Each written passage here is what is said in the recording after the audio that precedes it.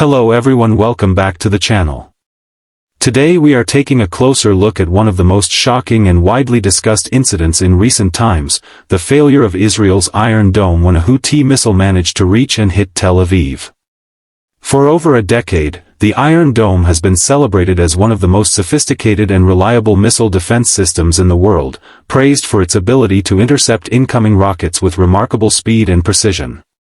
It has often been described as a shield protecting Israeli cities from destruction and loss of life.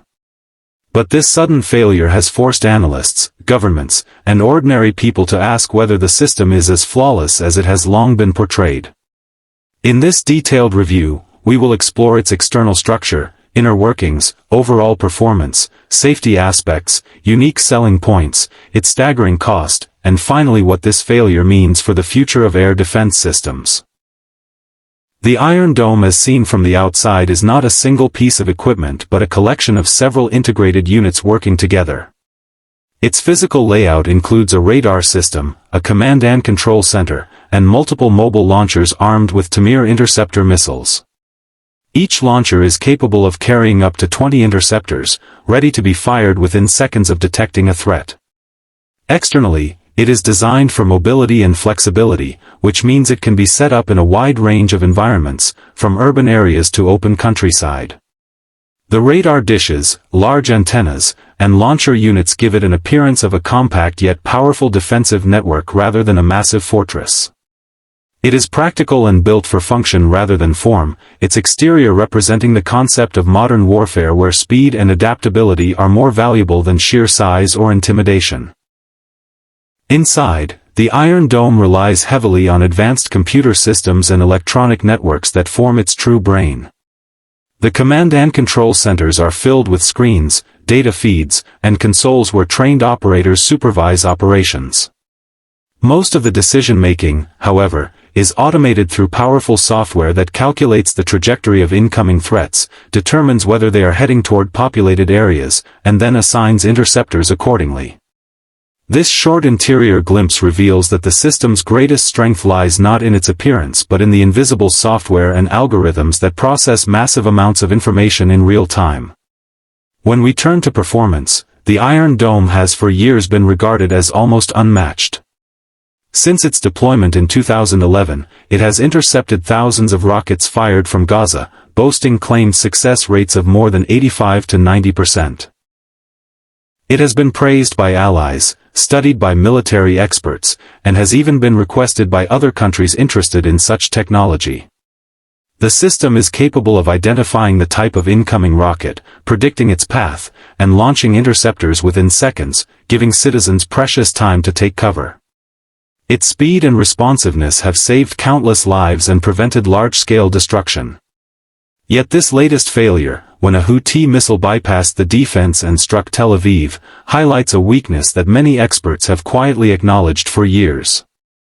The Iron Dome is optimized to counter short-range and medium-range projectiles, but more advanced ballistic missiles, cruise missiles, or swarm attacks involving dozens of rockets fired simultaneously present a far greater challenge. Performance in real warfare is never perfect, and the latest incident demonstrates the limits of even the most advanced systems. Safety has always been the Iron Dome's strongest selling point. It was designed not only to shoot down threats but to ensure that the protection of civilians comes first.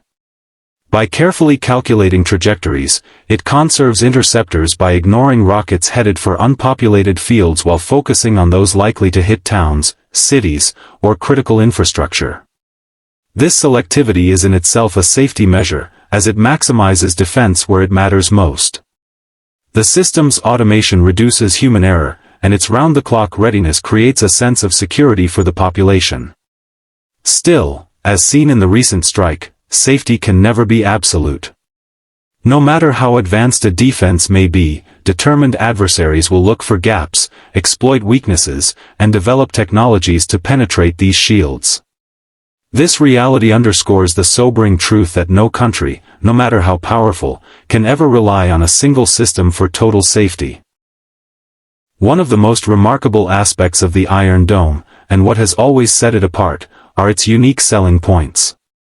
Unlike other missile defense systems that target one type of threat, Iron Dome is versatile. It is capable of engaging rockets, artillery shells, drones, and in some cases even short-range missiles. This adaptability has made it an attractive model for other nations, and several have expressed interest in purchasing or replicating similar technology. Another unique advantage is its proven battlefield record.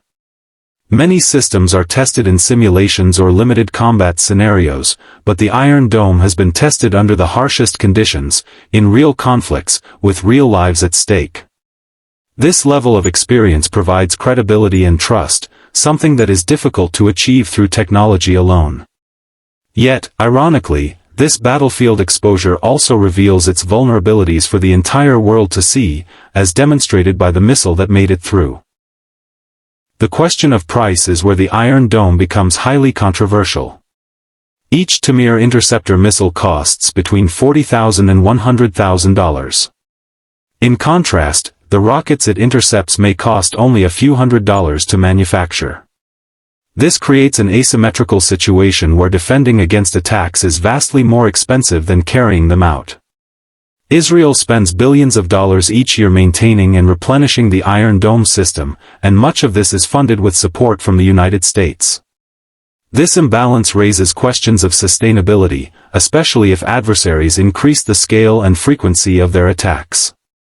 For every cheap rocket fired, the defense requires a missile that costs hundreds of times more. While the system undoubtedly saves lives, it also places immense financial strain on the state, a burden that cannot be ignored when planning for long-term security. In conclusion, the Iron Dome remains one of the most advanced and effective missile defense systems ever developed. It has protected millions of civilians and prevented widespread devastation for more than a decade. Its achievements cannot be dismissed, and its importance to Israel's national security is undeniable. But the recent incident involving a Houthi missile striking Tel Aviv is a reminder of the limits of technology. No defense is perfect, no system is invulnerable, and warfare is a constant race between innovation and counter-innovation. For Israel, this failure is not the end of the Iron Dome but rather a sign that further upgrades and complementary defenses are urgently needed. Systems like the Arrow or the development of laser-based interceptors may eventually be integrated to create a layered shield capable of meeting new threats. For the rest of the world, the lesson is equally clear: celebrated technology should never be mistaken for invincibility. The Iron Dome may have stumbled, but it continues to stand as both a symbol of technological achievement and a reminder of the ever-changing nature of modern warfare.